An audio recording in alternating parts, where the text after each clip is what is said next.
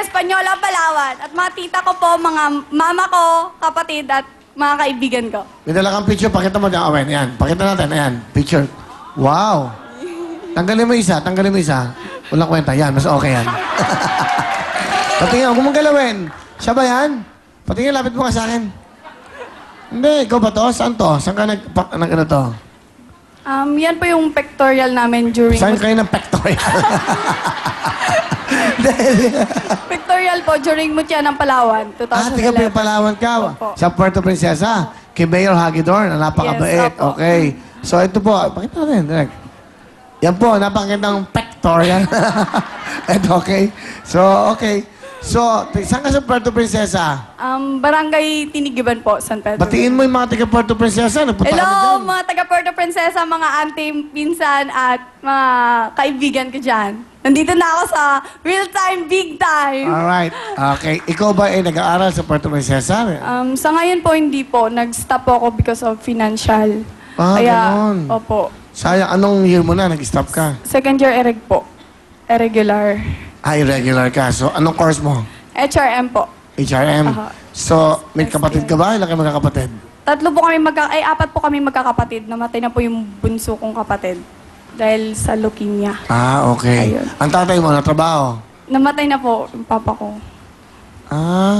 So mama mo na lang ang kasama mo? Yung mama ko na lang. Yung mama ko naman po is, siya na lang yung, kumbaga nandyan para nagsusuporta sa akin kung saan man ako sumasali na. Asan ang mama mo? Nasa Puerto Princesa rin po. Sige, batiin mo muna mama mo. Hello ma, ingat ka dyan palagi. Lalo na rin lola ko na nagpalaki sa amin. Kilala mo, ano gusto mo sabihin? Maraming salamat kasi lumaki man kami ng walang papa, na bata pa kami na wala na kami ng papa. Nagpapasalamat ako sa'yo kasi nandyan ka kahit mama ko na sa ibang lugar. Nandyan ka para alagaan at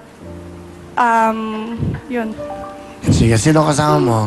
Ipinapakilala ko po ang napakadaldal kong auntie, Auntie Melka.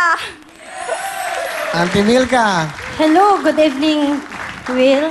Good evening ko. Ano gusto sabihin sa maganda niyong pamangkin? Sel, hindi na kita mapipigilan. Talagang pangarap mo makita sa TV. So, nandito ka na. Andito ako para sumuporta sa'yo. Yan lang. Yun lang, ha? Kabait. Ang ganda ang auntie mo, ha? Okay. Mana lang sa akin. Oo nga, ang ganda ho niyo, ha? Di ba kayo naging miss, ano?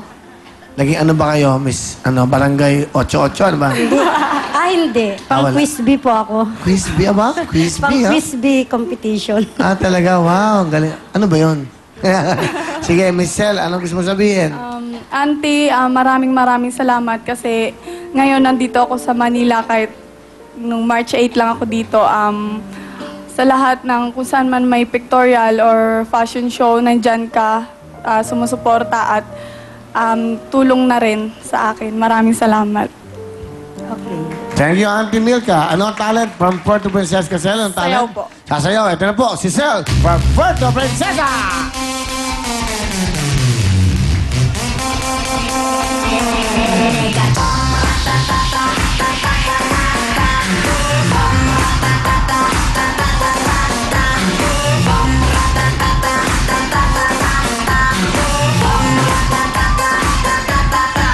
Oh my God.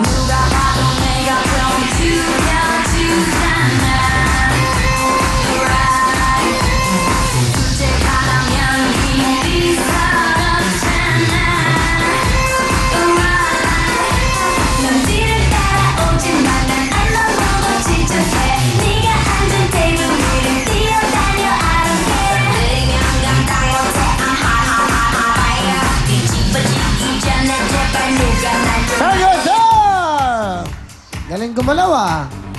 Okay. Ano ba? Ayos ka ng ayos ko. Laglag kasi. 5,000! Salamat po. Okay. Sumaayos. Okay. Kamay sa inyo, mga puso! Pag nag-perform ka, wag ka isa-isang mo kung ano-anong inaayos mo. Laglag mo lang boobs eh. Oo, hindi. Ha? Sige. Kantalong! Tito Lado. Dadalhin. Is correct. 1 point. Bona, may 1 point isa. Meron ka pang chance. Oo. Ayos. Ayos ng ayos. Shoot kayo nga, ayos kayo ng ayos. 1 point. Meron ka ba chance? Donna. Kantalong. Bona pala, bona. Titulado. If I were a boy, Is correct. Correct. You got it right. 1 point na. Ang cute eh, no? Parang international artist eh, no? Ito naman. Pag-perform. Okay. Kamay sa inyo mga puso. Tiebreaker, kantalong. Signo to.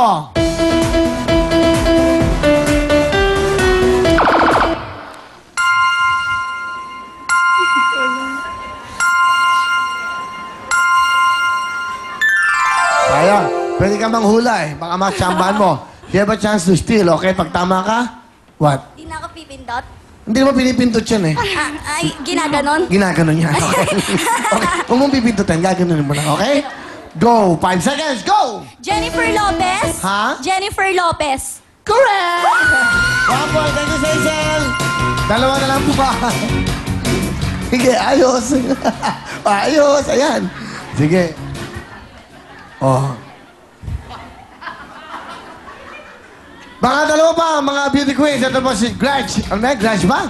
Gretch at Kat! Katangkad ah.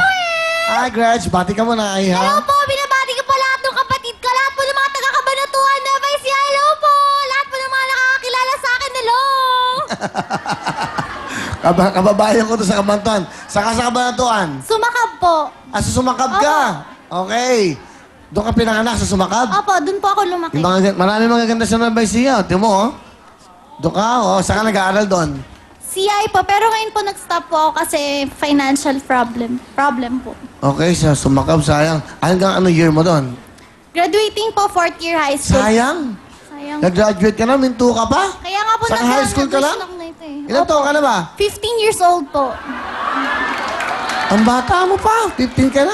Opo, 15 po. Ang tangkad mo, saka mukhang matured ka na. Anong trabaho ng papa mo? Hiwalay na po sila ni Mami. Pero Opo. nakakausap ang papa mo? Wala pong connection, kahit ano po, wala po. Pero kilala mo? Opo, kilala ko po. Ilan kayo magkakapatid 5 po kami. na magkakasama kayo sa mami mo? Opo. Yung dalawa po, may asawa na po. Tapos yung isa pong bumubuhay sa amin. Kaya lang po ngayon, nawalan trabaho kasi po nabuntis. So, ito po. Naghahanap po ako ng opportunity para maano po. Bata ka pa, discover. minor ka pa. Hindi ka pa pwede magtrabaho basta-basta. You're only 15 years old. 15 anyos ka lang, minor ka pa. Kaya mag-iingat ka sa pagpasok-pasok ng trabaho. Ano bang alam mong trabaho? Sakali, bata ka pa. Pwede po ako maging dancer niyo po. Magaling po akong sumayaw. Gusto niyo, artista, anything po. Lahat po ng kaya ko. Ganon. Opo. Di mabuti para sa yun. Dahil malay mo, mag-try ka, mag-audition ka sa iba, kung magaling kang mag-ano, di ba? Ba't di mo masabi? Anyway, sino kasama mo?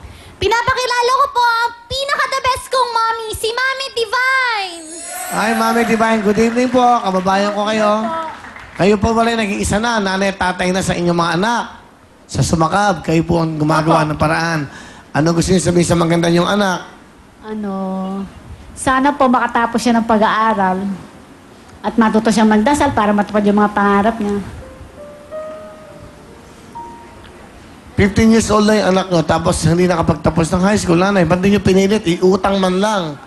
Para makapagtapos na ng high school. O from there, pwede magsimula. Hindi mahal ba ang babayaran sa pagiging high school? Hindi po, may utang po siyang 21. 21. Para saan? Sa ano po, yung mga matrikulan niya. O tapos, nag-graduate na siya eh. Kasi po lumapit siya sa lolo niya, hindi po siya tinulungan. Sabi po, wala daw pong pera. 21,000 para gumraduate. So, paano? Gagraduate ka ba? Hindi na. Hindi na po. Naghinto na po, hindi na po kumuha ng exam. Uulit na lang daw po siya ulit, sabi niya. Bali, pagpasok niya, third year pa rin siya. 4th year po, graduating. Ano pa ang gusto niyo sabihin sa anak niyo? Sana, may magandang opportunity para noon. Pag may makakita sa'yo rito, para pag nakita mo yung daddy mo, pag malaki ka. Kilala mo ba ang daddy mo? Iniwan po ako